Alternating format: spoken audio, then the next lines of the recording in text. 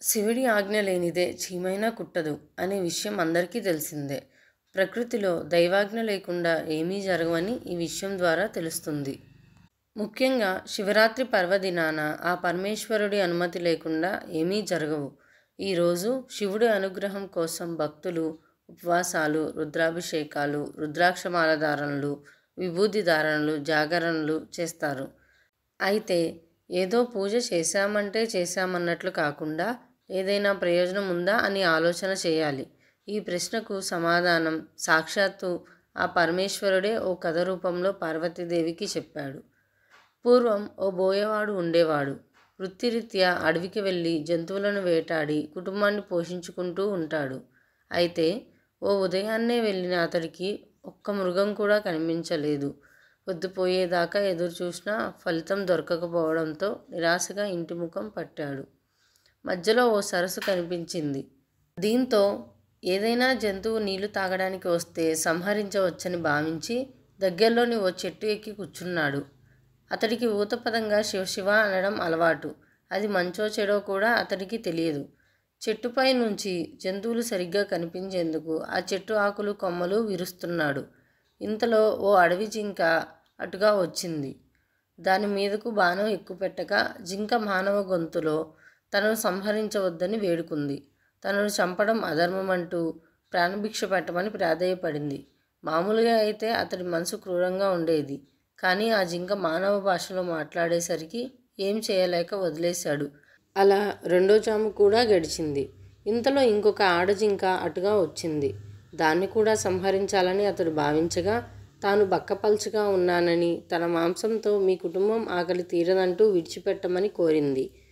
మరి కాసేపటికి నీకు ఏ జంతువు దొరకనట్లయితే తానే తిరిగి వస్తానని వేడుకుంది.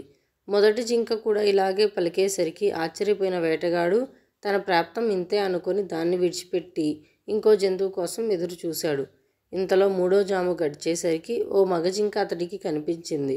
దాన్ని బాణంతో సంహరిద్దామని అనుకునేంతలోగా ఆ మగజింక కూడా మానవ భాషలో మాట్లాడింది. రెండు ఆడజింకలు ఇటుగా వచ్చాయా అని అతడిని అడిగింది. వచ్చాయని, తనకు ఏ జంతువు దొరక్కపోతే తామే వస్తామని తనకు చెప్పినట్లు కూడా వేటగాడు మగజింకకు చెప్పాడు. అప్పుడు ఆ మగజింక అయితే ఆ రెండు జింకలను ఓసారి చూసి వస్తానని, అప్పుడు తనను చంపమని పలికి వెళ్ళింది. ఇంతలో నాలుగో జాము కూడా గడిచి సూర్యోదయమైంది. తనకు మాటిచ్చిన మూడు జింకల కోసం ఎదురుచూస్తూ చెట్టు మీదనే కూర్చున్నాడు వేటగాడు. ఇంతలో మరొక జింక దాని పిల్ల అటుగా రావడం గమనించాడు. విల్లెక్కు పెట్టిన బోయేవాడితో ఆ జింక కూడా తన పిల్లను ఇంటి వద్ద విడిచి వస్తానని, అప్పటి వరకు ఆగమని పలికి చెప్పి వెళ్ళింది. మరికొద్దిసేపటికి నాలుగు జింకలు బోయేవాడికి ఇచ్చిన మాట కోసం వచ్చి సత్యనిష్టతో తనను చంపమంటే తనను చంపమని ప్రాధేయపడ్డాయి. ఆ జింకల సత్ప్రవర్తన వేటగాడిలో మార్పు తీసుకువచ్చింది. ఆ రాత్రంతా అతడు కూర్చున్నది మారేడు చెట్టు కావడం, అతడికి తెలియకుండానే శివనామస్మరణ చేయడం, తన చూపునకు అడ్డు వచ్చిన మారేడు ఆకులను కోసి కింద పడేయడం చేశాడు. ఆ చెట్టు కిందనే ఓ పాత శివలింగం ఉండడం వల్ల ఆ మారేడు దళాలు లింగంపై పడ్డాయి. దీంతో మారేడు దళ పూజ ఫలితాన్నిచ్చింది.